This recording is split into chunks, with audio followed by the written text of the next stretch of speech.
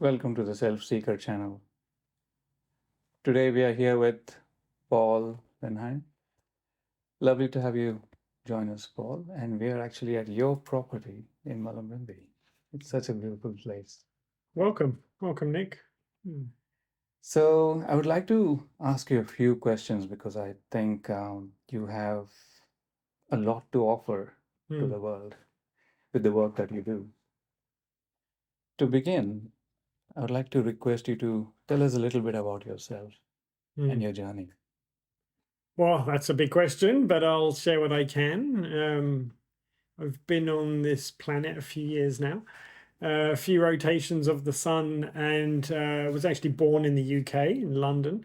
I had a pretty average middle class upbringing, brought up on kind of McDonald's and television and microwave meals. When I was introduced, I think I was about 15, to my first cannabis joint, in one of only two jobs I've ever had working for anybody else in my life. It was my uncle's real estate business. And the guy that worked for him came and offered me to try cannabis. So I remember that very clearly for the first time, kind of creeping up my stairs in my parents' house, laughing at the experience. I found that very fun. But it wasn't really until I think I was about 17 when one of my best friends said, "Hey, do you want to try LSD?" And I had no idea what that was at the time, really. But I took my first tab and looked at the carpets, and they started talking and moving to me. And I had, I guess, what I call a life-changing experience ultimately.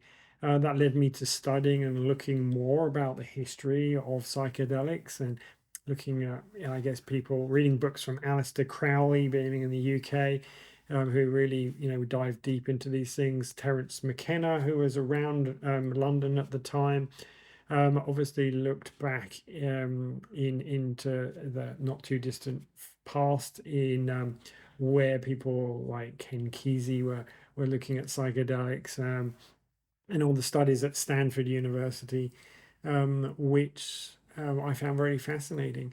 Especially because I consumed more than once, went into the forests in London and consumed the psilocybin there, and had a number of experiences that basically led me to giving up school before I completed it.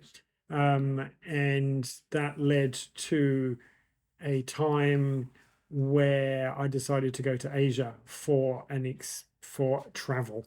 But I did that instead of working or finishing my university degree.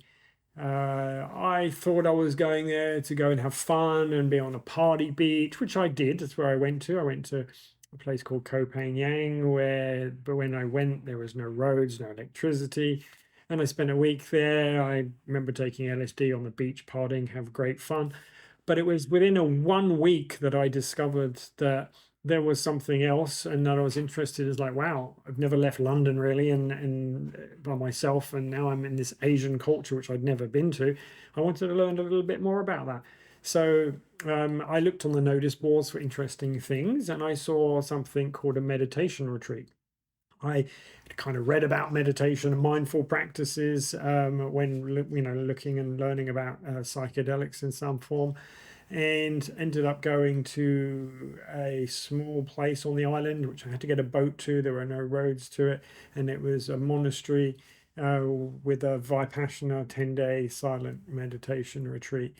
So I had no idea what I got myself into, but I can tell you that certainly changed my perspective and life and interest. And it was from there that I guess my lifelong study and interest in mindfulness, and ultimately in what the meaning of enlightenment is, what the meaning of living in life is, started.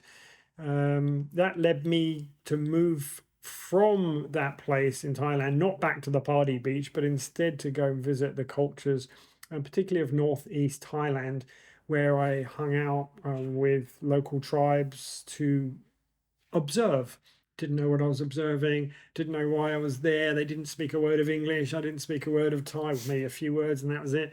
But I observed, and not speaking the language was actually another lesson for me. It was to learn that you can communicate without words. That was a really big lesson for me where I've been brought up, learning English, and in England, it's a kind of important subject there. So I observed, I saw a few things that, again, pictured what the rest of my life was going to be like. One, I pictured how people live in community, so how people work together to create community and how important that is. Two, I learned that foods are a big part of that. Food is something that's universal that we all consume, and it brings all of us together in some way. And I also learned about medicine to some degree, that these people who are living in literal shit, I mean, like, it's mess. No, I was brought up, as I said, middle class London. You wash your hands before your meal. You make sure you have your clean clothes on every day. I still recommend having clean clothes on every day, mostly, at least when in public. And but what I noticed that these people never did any of that. Yet they were the healthiest, most vibrant people I'd ever seen. And I grew up in London, multicultural, every culture you can imagine in London, of every form, and everyone was similar kind of energy, where these people were vibrant, healthy, and living. So I wondered why that was. And that was actually the beginning of my study of food and nutrition, where I decided to go and get books on the subject and dive deep. And ultimately, that led to my interest in essential fatty acids, omega-3 and omega-6 essential fatty acids, particularly, and how the incorporation of those things are critical to human health. Now, at that time, fish oils weren't popular. No one knew about GLA, EPA, all these different essential fats and forms of fats and why they were good for you. But I did recognize that these were not being used so much in the West because of processed foods. So when you process foods and put them in the supermarket and the manufacturer care about shelf life, because they need to not put the food in the shelf, and if someone doesn't buy it, they have to throw it away. So they want it to last a long enough time that people have a time to go and buy it, and then they can make some more. To do that, you can't have essential fatty acids because they don't last long. They're not shelf stable for a very long time.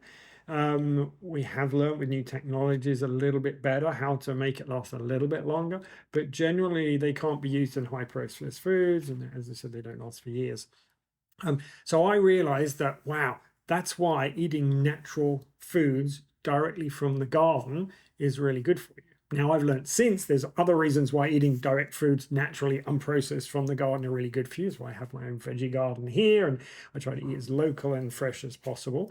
These are all things that supported that information about food and nutrition.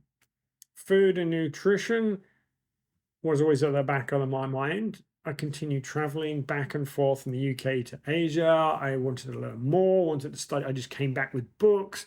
I ended up going to India, and I went to the Himachal Pradesh, where I found myself in Dharamshala. I sat down with a backpack full of books and studied and studied and studied. Some of those books are actually behind me over here, and just keen to learn more. One of the people I met was from Canada while I was in Asia, and they offered me to come and visit their home sometime. I was free, could study and learn wherever I wanted, so I chose to go to visit them. And they took me to a shop in Montreal, where I went to what I thought was going to be a really hippie shop. And ultimately, the guy who owned the shop, his name was Dylan. Dylan, I love you. But he was a hippie. He had long hair and he had a 6-foot bong, and what I thought would be the owner of a cannabis shop. And he was an owner of this cannabis shop. And I looked at what he was selling, and it was like, yep, cannabis, yep, cannabis clothing, yep, I had seen that before, fantastic. Cannabis paper, great, save the forest, save the trees, really cared about that, still do. Think that's really important.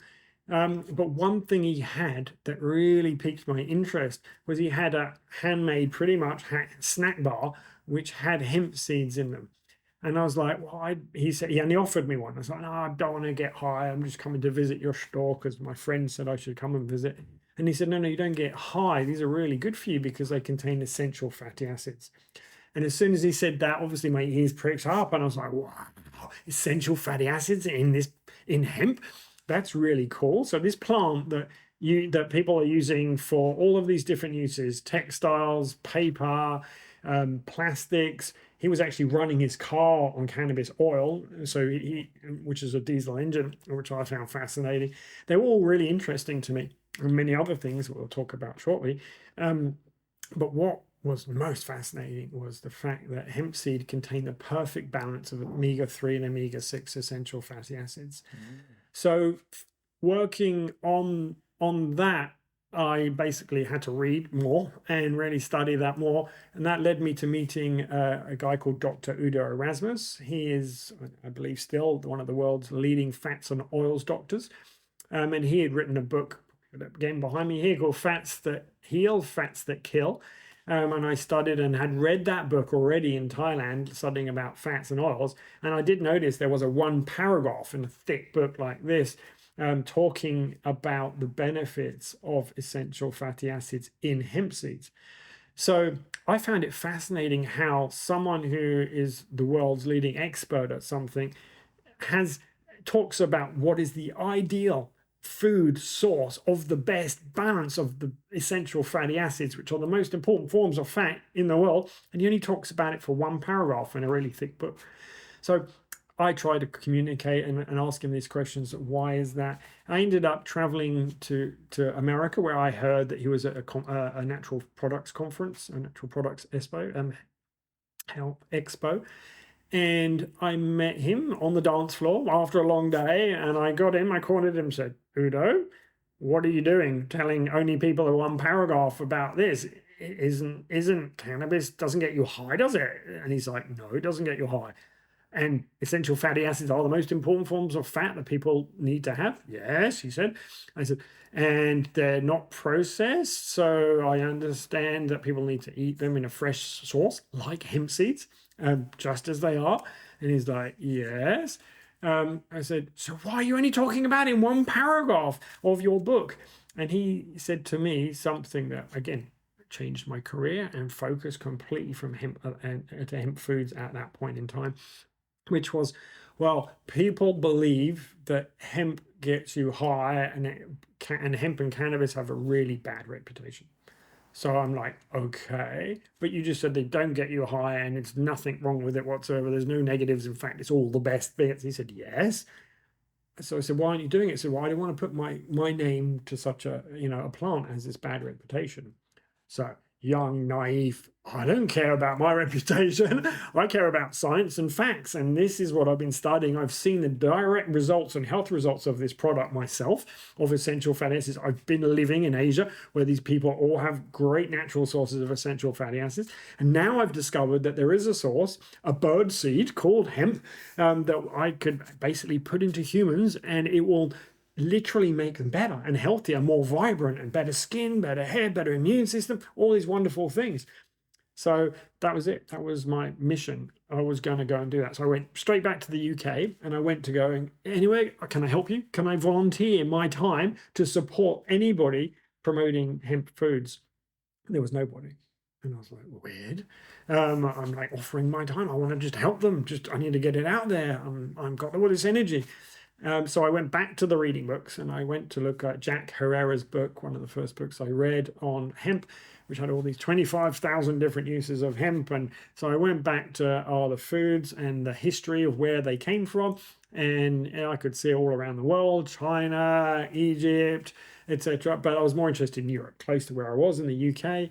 And there was some records I could find were back into Hungary, in Poland. So basically those two countries had used hemp as far back as they could imagine. Hemp seeds had always been legal in the UK and Europe. It had never been made illegal, and was only being used for bird foods, which I found ridiculous. So I went to go and find a source. So I went to Hungary. I was like, okay, it's around the corner. I'll just get on a plane. So I went to Hungary. But I did ask my friends, thankfully, in advance if they knew anyone in Hungary, and my friends knew people in the textile industry in Hungary and hemp. So they took me to the farmers where they were buying the hemp fiber from. and translated for me to these traditional farmers right out in the middle of the fields in Hungary, to take me to my first crop of hemp seeds.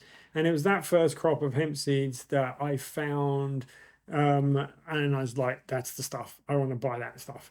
How much do you want to buy? I'm like, I should that much. They ended up basically selling me my first ton of hemp seeds on 2 pallets. I got them shipped to the UK. Didn't even know where to store them. So I had to ask a friend if I could store them in the garage. Then I looked at them going, what do I do with this? I was like, how do I get people to eat birdseed? That's basically what I'm telling them to do. I've got fresh bird seeds, which I knew was the healthiest form of these hemp seeds. And then I thought back to the things that I'd been studying in Asia again, which was food and nutrition. I learned that hemp is not the only source of essential fatty acids. It's the best source, absolutely, but there are other sources. Sesame seeds, pumpkin seeds, sunflower seeds, all contain different types of essential fats and different balances. So I decided to, what if I put them all together? So I was back in Asia again, in India particularly, where I just played around with some recipes. And then when I found a recipe I liked, I brought it back to the UK. I went to a baker there and said, hey, can you make me this recipe? I made it in my kitchen, shared it with friends. They loved it.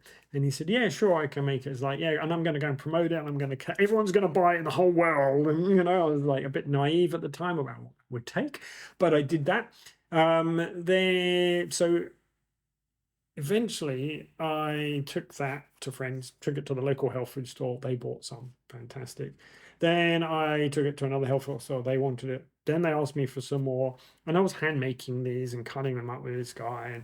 And then I went to a trade show in London. Everyone ignored me. Like, I'd made handmade designs for a label. I called it 9 bar because it contained 9 ingredients. It was also another name for slang of the use of the word cannabis, which was fun for me because people who knew that. People who didn't, it was just 9 ingredients, 9 grams of protein in the bar. And no one took any interest. I thought, I'm not giving up. Maybe in Europe they'll have a better chance. So I went to a show called BioFac in Germany, and I had a stand there, really small stand. And then this Canadian came up in Germany. So I live in Germany. I understand the essential fatty acid content. I heard about that in Canada, and you're making a product. I totally want to sell that. Can you sell me 10,000 bars to sell here in Germany? I'm like, yes. It was like my first win in business. So I went back to the UK to my baker, said, it's so exciting. I need 10,000. He's like, 10,000 bars? I don't know if I have time. I've got all this bread to make. And I'm like, what do you mean? It's my first sale. He said, don't worry, I'll introduce you to a new baker. So he took me to another bakery, and I had to show them my formula, and we had to negotiate how it's going to be made. Anyway, bottom line is they made these food product. I sold my first 10,000 bars, and then a few years later, it became, well, one, it was the first hemp food snack bar in the UK and in Europe ever commercially sold. No, but within a few years, it was in every single supermarket. I had sold hundreds of thousands. Now there's millions of them being sold. It is one of the most successful hemp food products ever in existence. Wow. So that was my first kind of business, and learning to create a business, like, as basically a hippie traveling around the world in Asia and discovering these things, to actually creating a product that everyone wanted. I had to learn quickly about business, and contracting manufacturing, and then getting help in administration and designs. And I was doing all those things. And then as you get bigger, you have to get help. So I learned a little bit about how to build businesses. And when I was at school, I was studying psychology and law. So those kind of things helped me: psychology in terms of marketing, and law in terms of actually supporting me, making sure I made the right decisions and how to set up a business, and I could do accounting, etc. So that was all really a good start to my career. That continued, where I then developed lots more hemp food products for other companies as well, because I realized that I'd learned tricks to use essential fatty acids without destroying the essential fats, using hemp seeds. And the reason people kept coming back to buy more was that they would consume hemp seeds, their body would react really well. They didn't know that, except they had a desire for more. So having a desire for more made them buy more, which was great. The more essential fatty acids they had, the more they felt better. It was a win-win circle, and that's why the business just went like that. That was most interesting. So what happened after that? Well, the hemp food journey became quite successful, and I was making money for the first time in my life, which I never really had a major interest in. I just made enough money to travel to the next country is all I cared about until then. And one of the things that I noticed while I was in Asia, and I'll come back to the hemp food story in a second because it does continue, just to be clear. But the while I was in the UK still, I had been traveling back and forth to Asia, and one of the things that I love, particularly about the Himalayas, one of my favorite places in the world, is hiking there. I enjoyed the pristine nature, and that's why one of the places I felt expansiveness and vision and being in clean places. This is kind of why I live in Mullumbimby now. Um, and I used to always tell the locals, don't get westernized, don't use plastic, don't use bad stuff. And they're like, I said, I live in a pristine place, and they said, no, it's really dirty. I'm like, no, you have dirt, but it's not really dirty. You don't know what the West is like. We have, concrete everywhere, rubbish everywhere. And they said, we do too. I'm saying, no, it's worse. And they said, no, we do too. I'm like, what do you mean we do too? And they said, no, we do too. You just don't see it. I'm like, what do you mean we don't see it? It's like, well, we're not meant to show, tourists, but you've been here like many years now. Let us take you for a hike. So they took me for a hike in the Himalayas above in the valley, above where I guess the more popular spots are. And they showed me where they dumped their rubbish. And it was like a mountain and pile of plastics like you wouldn't believe. And I was shocked, honestly, not just from the massive pile of rubbish that was there, but the fact that it was open, there was animals, insects, and it was right by a stream, upstream to where the tourists go swimming. And I knew they go swimming and where the people were drinking from. I'm like, that is the kind of reason why people get sick. So it was that at those point there where I first went to explore that I realized that if there's something that I can do to change that, I will. So back to the UK, back to being successful with a hemp snack bar, which ended up, I was born in London and brought up over there, but I ended up moving to nature in northwest Wales on an island called Anglesey. And that's where I lived. Northwest Wales is where I produced a snack bar that was very successful. And I used to hike in the Snowdonia Mountains. I like mountains, you may have guessed. I'm sitting on one right now. And one of my hiking buddies, he was part of the Biocomposite Institute of the Bangor University. And I didn't realize, but it was one of the leading in the world in biocomposites. And he worked really closely with the professor there. And one day I was hiking and I was telling him that story. He was like, "Oh, well, if you ever want to make hemp plastics, let me know." And I'm like, "Oh, yeah, I would love to, but making plastics is like millions of dollars. You've got to be a big petrochemical corporation." He said, "No, Paul. That's what everyone thinks, but." If you know people like me, you can do these kind of things. I'm like, really? Like, great. So I said, please, can you, let's do something. So anyway, he said to me, I gave him some hemp fiber from the crops from my farmers. And he basically worked with me to make the first hemp plastic product since Henry Ford. And Henry Ford was the only person I ever saw who basically compounded hemp and plastics together. And that was a really exciting moment for me. I made a hemp plastic frisbee. I've actually got it in my office. I can show you shortly. And that frisbee was like, wow, if I can do this, I can make anything. So that evolved over time. Now I look back and go, well, it's technically really bad, but it was still the first hemp plastic composite that was made from, ever that could be commercialized. I invested in that over time. Now, I'm going to come back to the hemp food story, and I'll come back to the hemp plastics as well. I have to mix the stories because they happened over quite a long timeline, is my career. I then came to Australia. I was headhunted to come here. I had already been here once, loved Australia, and I was headhunted to come here to set up their hemp foods industry here by a company that was already farming, already interested in the textiles and fabrics and this other industry, which they're still trying to build actually 30 years later. But I came here to set up the hemp foods, and they said, look, we can introduce you to the politicians. So I was living in Brisbane at the time, where they said, come to Brisbane. I went, okay. And I was like, okay. I said, like, they said, we'll give you half a company, we'll fund it all. You don't have to do anything. You just come and move here and like live here. And I looked around and go, yeah, this is a pretty cool place. Beautiful rainforest, oceans, nice people. And most importantly, no one knew about hemp. I was like, well, I can tell them that. I've just done that in the UK. It's easy for me to do. So I went, found manufacturers in Melbourne who could make these hemp snack bars cheaper and better. I went to meet the supermarkets, which are Coles and Woolworths, still are just Coles and Woolworths. And they actually wrote to us saying, yep, we'll sell your products if it's legal. I was like, great, no problem. That's all I need. Basically a letter saying that. And I went to the politicians and said, look, they want to eat it. It sells in Europe. Why don't we make it legal? And they said, yeah, sounds like a good idea. And I basically took politicians to dinner all over in every state.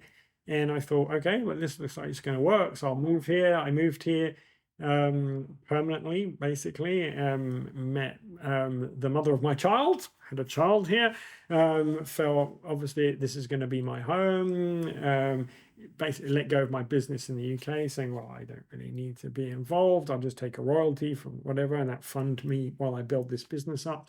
And yeah, I had a time limit, of course, but I was like, oh, by that time, hemp foods will be wonderful here, and I'll be living in a beautiful place. So I did that, and a couple of years later, I was told the vote came, and John Howard was the prime minister at the time, and I was like, definitely going to say yes because I've seen all these ministers. And the vote came, and apparently it was a no. And I was shocked. All the people around me were shocked. And I'd already moved here. I already had a child. I'm like, now what? What the heck? How? Why? It doesn't make any sense whatsoever. It took a few years until I found out that apparently John Howard had handwritten notes saying hemp no way and passed it to the ministers. So, it's a bit of a small club. So when your boss basically says, don't do that, there's no reason. Like, we didn't pay them or give them big incentives. We just told them all the good things that would be for farmers, sustainability, nutrition, and we'll get some income like the rest of the world. And someone didn't want it somewhere.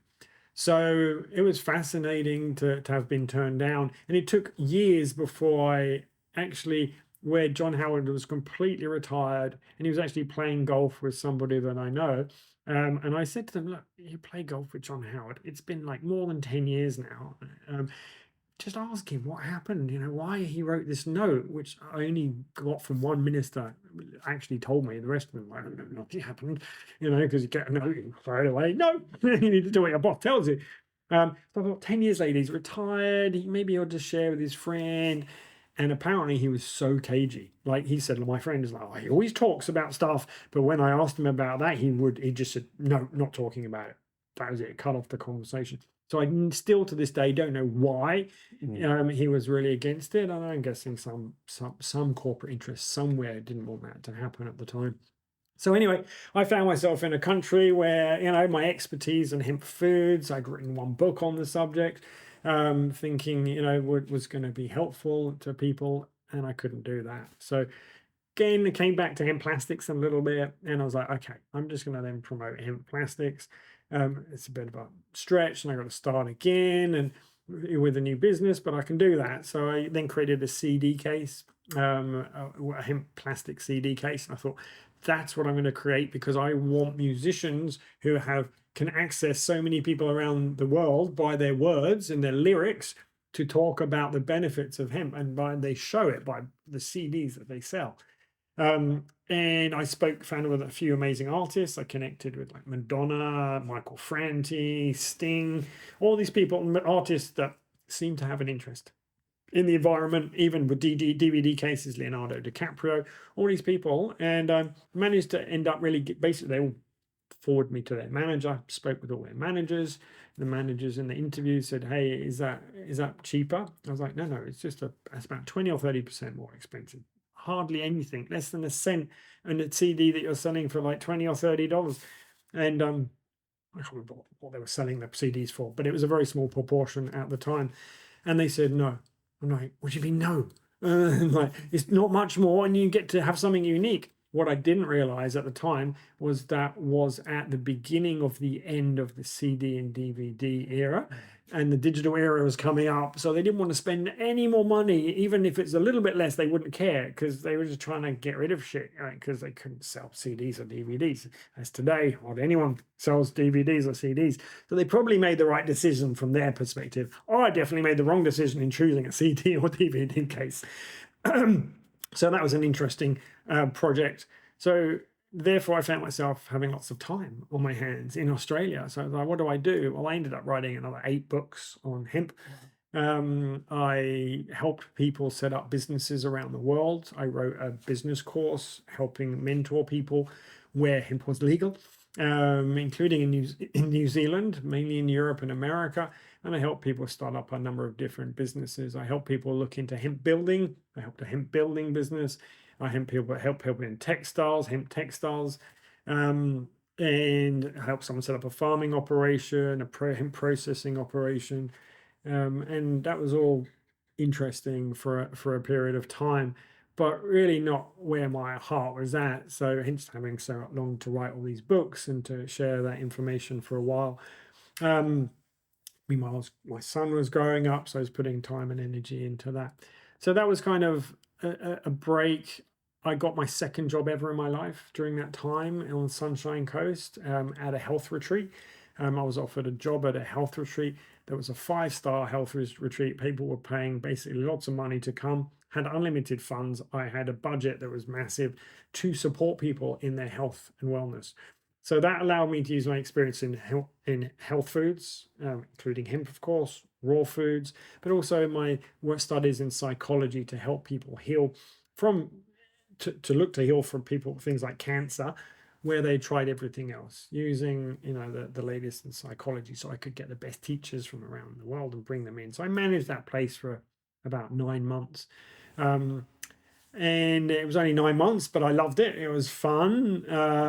Working for someone else was quite different.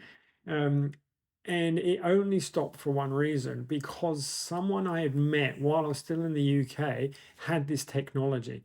And a technology that piqued my interest while I was in Europe. And I'll tell you about that story, because I was at one of those food trade shows in Europe, the one I first became successful in, and another one of those that actually I saw a bunch of people starting to bring hemp products, and one of them had a bowl pretty much similar to this, maybe even this one, I don't know, but and said, hey, this bowl here is made from 100% hemp, and I was like, nope, it's not. Because I made the first hemp plastic product years ago now, but I made it, and I know that you need to use glues and resins to make these things. So you can't make it 100% hemp, and you don't need to, because it's still a step in the right direction. You're still sequestering carbon, and it's a sustainable material, biodegradable potentially, and recyclable.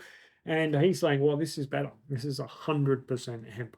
So I said, if you keep paying people that, you're lying, and you're making the hemp industry that I've spent all this time building a bad reputation. So I'm going to tell people that you are doing the wrong thing. I'm going to get you kicked out of the trade show. He's like, no, it's true. And I'm like, I don't believe you. So I literally went to the organizer and said, you can't have him next year because he's telling lies. It's not possible. And he was like, no, this is true. And that's my Austrian accent. Sorry if you're from Austria. And anyway, after the show, he made me an offer. He said, look, if you really don't believe me, come and I'll show you my factory, but you got to keep it super confidential. So ultimately, I was really intrigued by this material because it feels good, looks good. And I said, okay, I'll take you up on that. So I flew into Vienna. Never been to Austria before. He picked me up, took me for lunch. He seems a nice enough chap. And he said, look, I'll take you to my factory. So off we went to up in the hills in Austria, in the mountains, round and round and round. And then he's like, we're about 10 minutes before we get there now.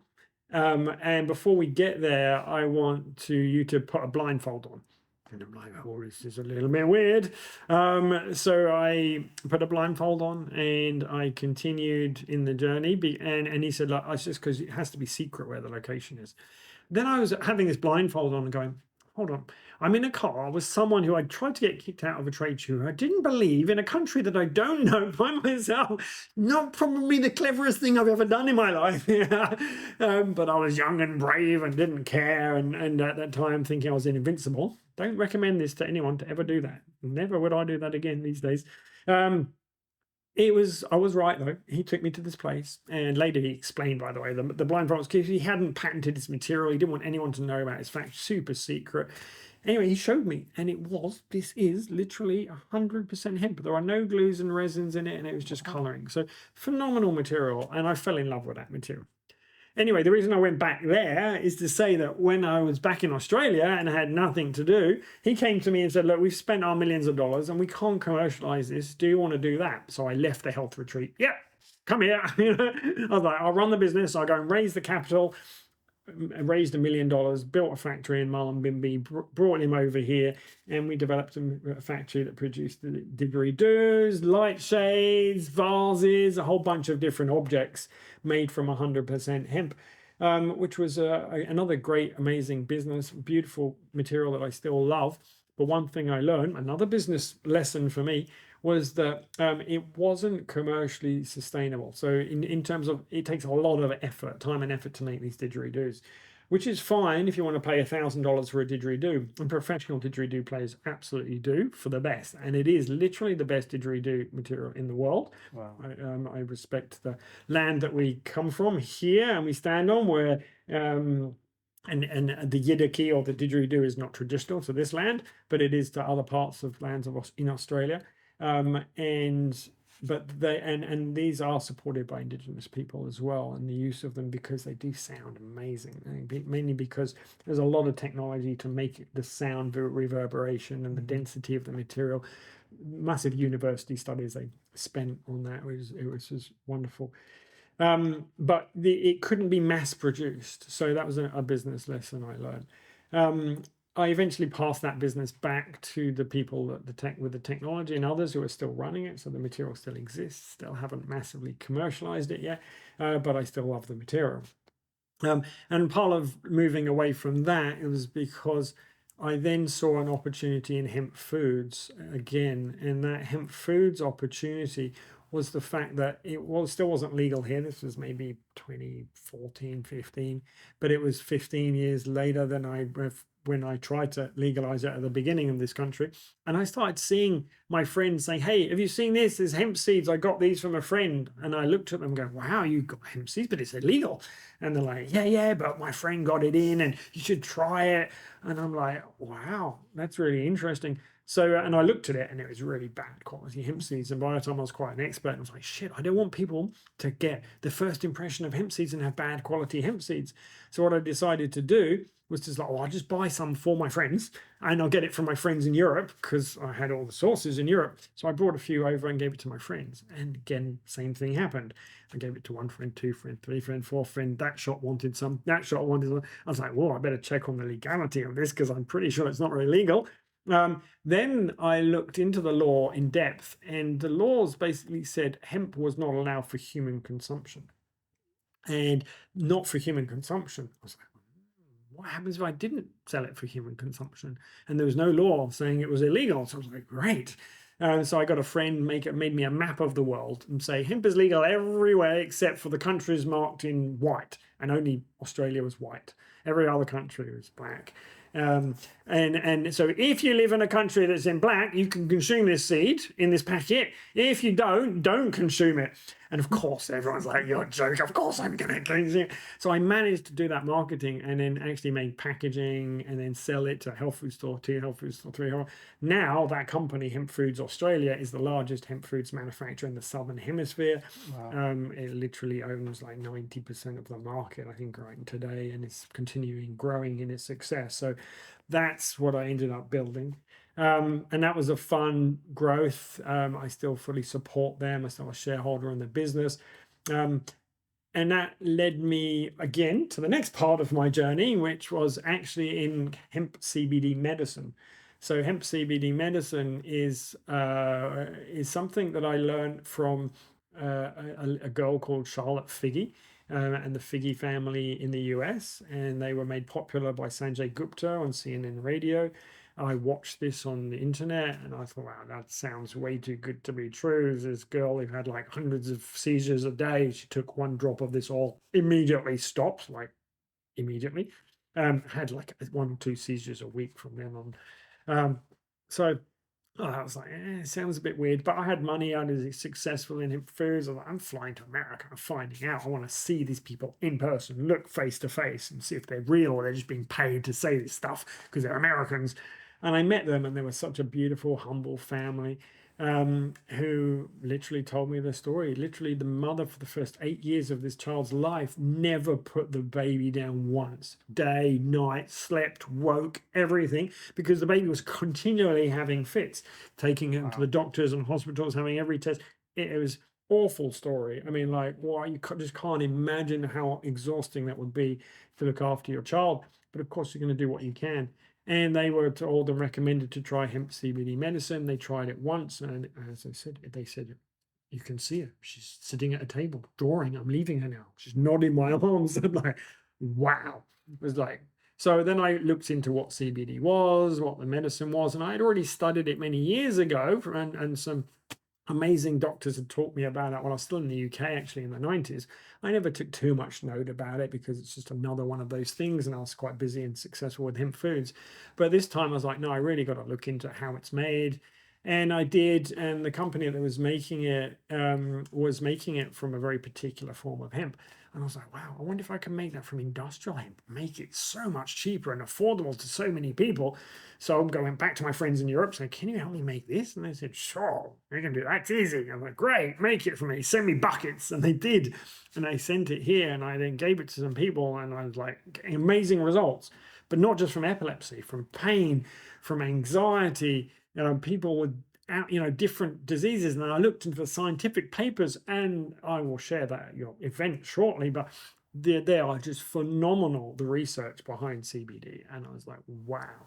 So I started selling that again to friends, family, and then that just took off crazy. Then I thought, wow, if that's taking off in Australia, maybe I should help the people in America make it cheaper.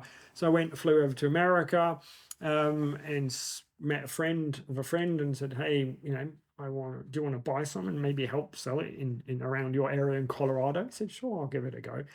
And within a few weeks, he was like, yeah, people like this stuff. Can you get me more? Yeah, sure, hit more. And then with a couple of weeks later, he's like, I don't know if I want to keep buying this from you. I was like, what do you mean? I thought it's working really well. I said, no, it is. I said, what do you mean then? He's like, I want to like run the company myself. I was like, I was like, maybe you can invest in mine and we'll set up a business and you can be a partner. So we did that deal. He became my partner. Um, and together we built up one of the best CBD companies in the world, which we ended up growing. And I brought that company, it was called Elixinol, in with Hemp Foods Australia. And I ended up listing that on the ASX here in Sydney at $100 million valuation, and brought it to a $600 million valuation. So all that from, just basically giving it to friends to I built up one of the biggest countries. We employed 160 people and really around about 60 million US revenue a year in that business at its peak when I was involved. So, for me, that was like, okay, successful business, don't need to work again. And I eventually started to pull myself back into a director's role, chairman's role, and then stepping back. So I could get involved with other projects that I cared about, and I still cared about that, of course. But when you have a lot of people running it, you don't need to need to be there anymore for it to work. So I allowed that to happen. So that ended up leading me to a new iteration of hemp plastics, kind of my third try, I guess. But this was a really clear focus. So I'll now share that story on hemp plastics. So that was set up when a friend came, and because I'd been successful, people keep coming with ideas of different businesses, and I've been pretty good at like culling out 90% of the ideas that come to me and saying, no, been done, no good.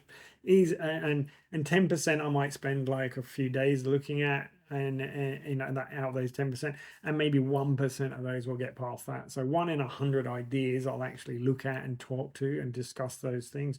And one of them was a guy who came and basically said, I got an idea with hemp plastics. And I was like, go away, tried it twice. Not commercial because of this, and not commercial because of this. So I learned from the CD and the high flight era, and then the didgeridoo and this material, you know.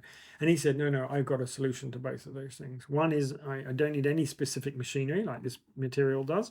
Don't need, you can use existing machinery. And number two, I can make it cheap and eventually cheaper than regular plastics, which is better, fix the first issue basically.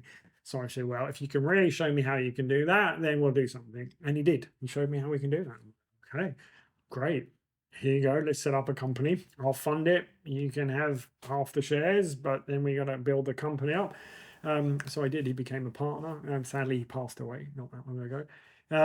As we're still building the company, but that company is looking like it will make a significant difference in the world of plastics by using hemp, and will probably be one of the largest, if not by probably the largest user of hemp in the world.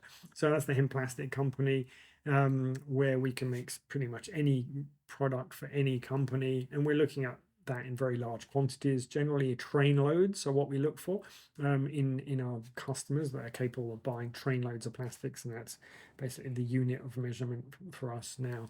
So originally it was like bags, then it was boxes, then it was crates, then it was pallets, then it was small containers, then big containers. Now I won't move to train loads and ship loads. So I haven't got there yet, but that's where I think hemp plastics is going. So it's a really exciting business. I'm just chairman of that company and the board. We've got operations predominantly in the USA. We're also working closely in Asia to expand that, where there's obviously a lot of plastics, and I'm very excited to come support them with some more sustainable options. And again, I can talk more details about that at the conference for you. Then more recently, in the last couple of years, I'll talk about my current main passion, Yeah. which I'm really deeply involved in personally, which is really a way that's kind of brought all the different aspects of hemp and cannabis in together. And first of all, I'll define that for you. People say, what is the difference between hemp and cannabis? Yes. Now, cannabis is one plant, full stop. Hemp is a common term for the form of cannabis that doesn't have high quantities of THC, doesn't get you high. Marijuana is a general term, and there's many other terms for the form of cannabis that does get you, makes you feel high. So that's the only difference, but they're both exactly the same plant. They look the same, grow the same, smell the same. You couldn't tell the difference until you actually consume them, if that's what you're using them for. But you can use the same plant for making plastics, for textiles, for making car oil, to run on books and paper, foods, all these different things. Same plant, cannabis, can be hemp or marijuana, can be used for all of these things. So during my career, I have always, especially being a public company director for much of it, made a really clear definition saying, yes, we work with hemp, and hemp is not marijuana. And yes, there is a marijuana industry, and that's recreational and medical. Now, I was a big speaker when I was young, just to be clear, so I know all about the recreational side. But during most of my career, I actually gave up smoking, as I'm really so dedicated to this that I have to really show that we're serious here. So I can't smoke. I can't have my long hair down here anymore. I used to have all these other things that I gave up for helping the plant. But now, in retrospect, I realized that that was kind of giving up something, and partly giving up a bit of the truth. And the truth is that it's one plant. We shouldn't be separating these two differences between this one cannabis plant and the part that had been used for getting high and smoking, and is generally abused by most people in the world who use cannabis, I find, has got a really bad reputation, but can be used in a really positive way. And even being involved for nearly 30 years, it was only a few years ago where I discovered that cannabis is, one, a true psychedelic, and two, can absolutely be used that way safely when part of a protocol. Now, how did I realize that? Well, a couple of things. One is, a few years ago, I saw the next industry would be psychedelics and the promotion of psychedelics. And I saw the opportunity, well, someone has to make these things. I learned that in hemp industry, someone has to make these things. So I looked at creating psilocybin, particularly psilocin, which is the active ingredient in psilocybin, which is what psilocybin is magic mushrooms. And I was looking to one, manufacture that, and two, offer clinical studies to show that it works. So I'd already built public companies. I thought I could raise the capital to do that. So I set up a trial for psilocybin in Australia. And I'd also had experience working with some of the best people in the world now. And I was like, well, I'm just going to go and find the best people in psychedelic therapy that I can find in America and the UK. So I asked my friends who are the best, and I kind of had an idea, and I made a short list, and I contacted them. And I would say 8 out of 10 of them all said yes. So I created a board, basically, including the head of Johnson and Johnson, Southeast Asia, the person who also worked for Janssen, creating the only legal psychedelic on the planet today, which is esketamine. The person who headed the whole product development, he became the chairman of my board advisory. I had someone from the Imperial College London, really heavily working with psychedelics and all the trials over there. He was also on my board. I had a head psychiatrist here. I had professors. It was like a dream board for me. And together we created a protocol over a year or so, which required lots of regular meetings. So I really studied the depths of psychedelics and how that was being used in science. And I recognized it was a long haul and just required lots of money. So I raised a good amount of money. And then I was like, okay, we're going to take this public and then join that race if we're going to do this properly to get enough money. And sadly, that was the beginning of the financial crisis that happened globally. And then COVID happened, and all those things really stopped the funding sources for these businesses. So we ended up deciding as a group to cut that down to just manufacturing and let go of the clinical studies. So the company continues today, and they're looking at biosynthetically producing psilocin in Australia for clinical studies and when it's legal. That aside, the point of that was that gave me, really in-depth focus on the protocols, which when I put that together with my head with cannabis, going, well, hold on, cannabis is legal today in Australia medicinally. Therefore, I can offer cannabis psychedelic therapy using a regular psychedelic protocol. Why is nobody doing that? But it's the same why is nobody doing it as I had for hemp plastics and for hemp foods. It's like, it doesn't last long for me, that why is nobody doing that? I just do a check. No, really nobody's doing that. I'm going to do it then. So I went ahead and did it. I did find at least one company in the US that is doing something similar, which is great. But apart from that, there's certainly nobody in Australia, and maybe there's others in the world. I just haven't seen them or found them yet. So I said, well, I'm going to make a noise about this. So I spent the last couple of years developing a protocol with some of the best people that I could find that were related to parts of the protocol for offering cannabis psychedelic therapy. So that's really where I'm focused at today. That's my offerings out to the world, and I'm really excited to share the details of cannabis psychedelic therapy, make it more popular, more open, as it is for the masses, as it can be for the masses right now. Wow, thank you. That's incredible. So you obviously have a lot of knowledge around cannabis and hemp. So tell us about the books that you've written. Who are they for? Well, my first book that I wrote it's called Healthy Eating Made Possible. That book is mainly around the health benefits of hemp as a food. Half of it's a recipe book as well, and recipes from all around Asia that inspired me to create new recipes with hemp. It's also a book that really shares a lot where I come from. So my studies of Tibetan medicine, Chinese medicine, permaculture, and shows how all these different modalities, yoga, meditation, they all fit together for me. For me, they all are related. And continue to be related with everything I do in cannabis and psychedelics, particularly all of these modalities, which I teach now in cannabis psychedelic facilitating courses, were all in my first book. I then wrote books about hemp in general. I wrote books about hemp textile industry, hemp plastics industry, hemp cosmetics industry. I wrote one on how to grow hemp for profit. I've written 6 on cannabis psychedelics specifically. So one, generally, what is cannabis psychedelics? One on the vibroacoustic sound and how that works with the cannabis psychedelics. I've written one on intention setting and goal setting in psychedelics, one on integration with psychedelics, one in mindfulness practices with psychedelics, and how they all relate. So again, similar kind of theme that I've grown through and focused on and experienced in my life, and offering that in a very clear focus and how that can support cannabis psychedelic protocol. So, who is your target for the course, for the cannabis facilitator course? Well, I mean, first of all, cannabis psychedelic therapy is open to anybody with a medical cannabis license. So if they have legal cannabis, anyone can come. You don't need a psychiatrist prescription. You don't need a psychologist recommendation.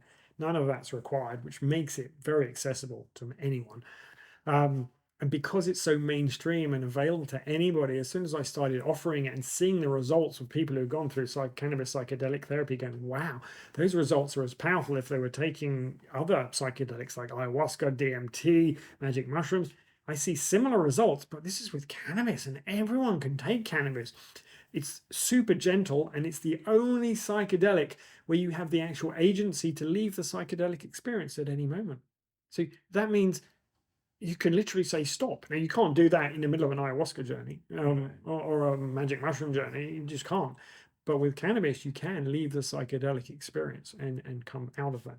So I was like, wow, this is a really mainstream kind of way to enter the psychedelic world. And it's completely legal for anyone to offer now and to receive.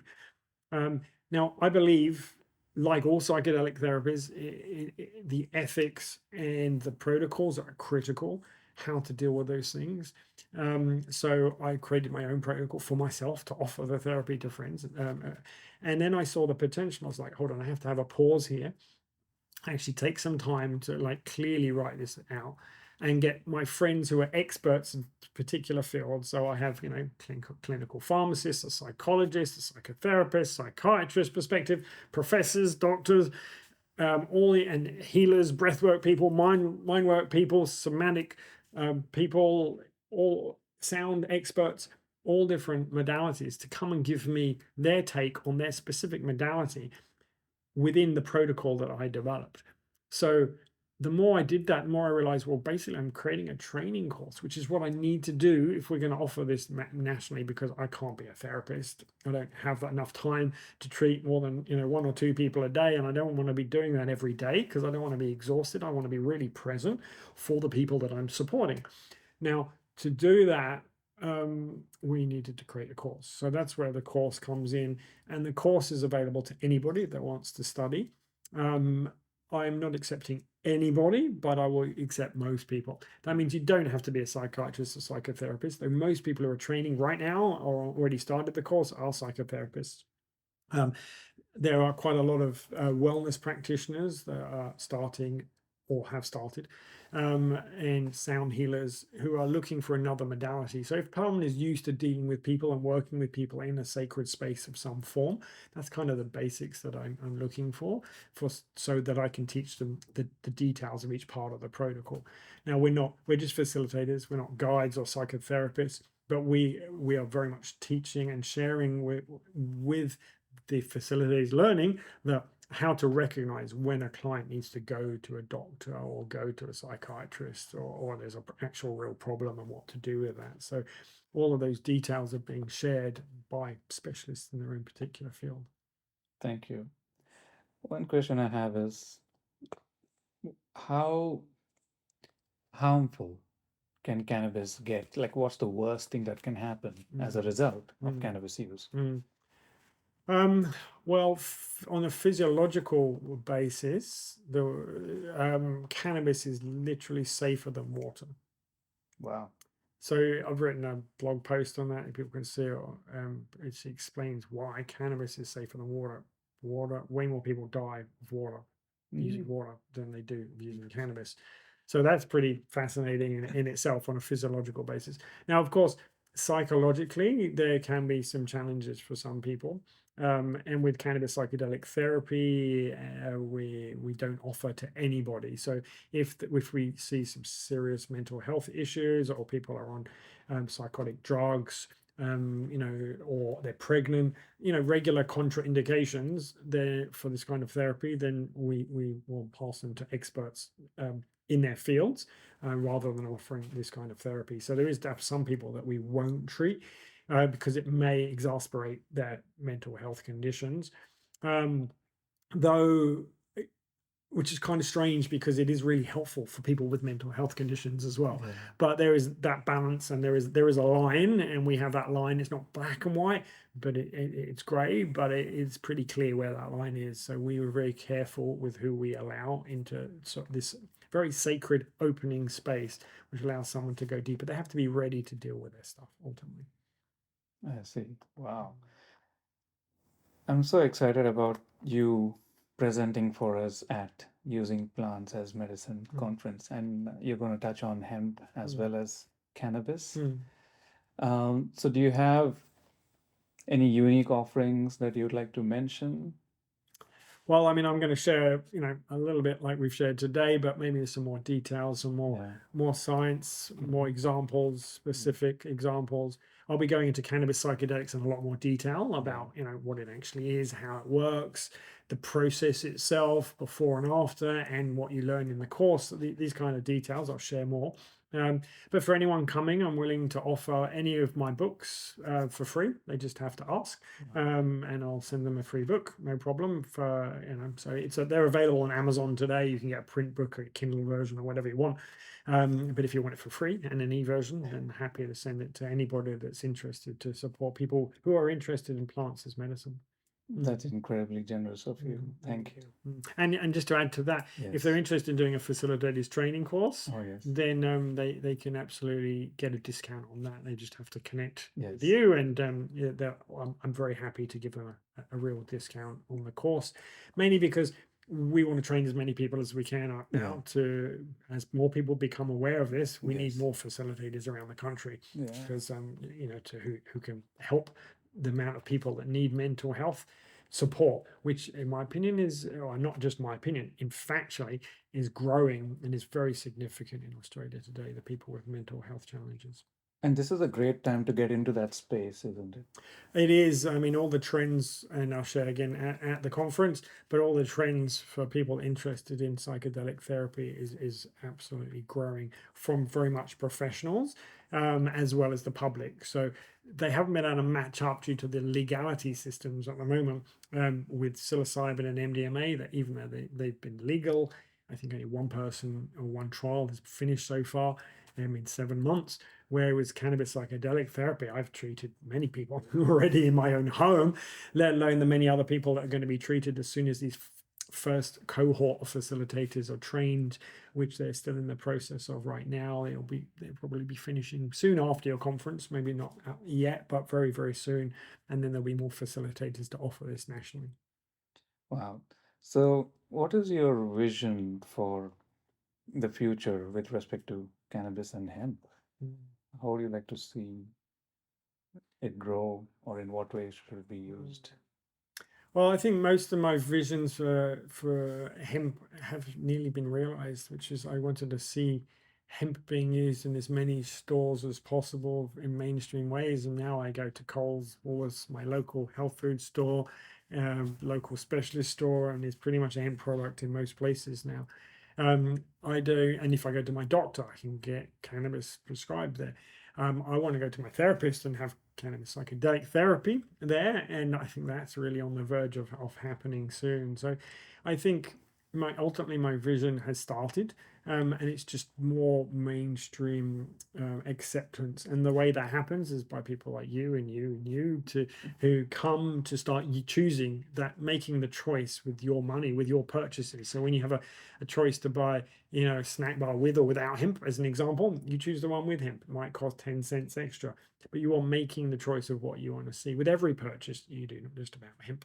Everything that you do, be aware of all the energy it takes, all the people, all the resources to get it there. So buy locally, buy fresh, buy unprocessed foods wherever possible, buy local made products wherever you can, and use plants in the most natural form with people that you trust and love. That's all I can say. I love your vision. I love your work. Love your passion. And I'm really grateful that you are presenting for us at Using Plants as Meditation Conference in March in Brisbane this year, 22nd to 25th of March. So the attendees will have an opportunity to ask you questions and connect with you and perhaps get an autographed book. I'm very much looking forward to meeting with everybody. Happy to answer any questions that you have in person at the event. If not, then you can find me at cannabispsychedelics.com.au, which will have a link to the facilities course, separate website if you're interested. And I look forward to seeing you all there. Thank you for your time today. Cheers. Thank you.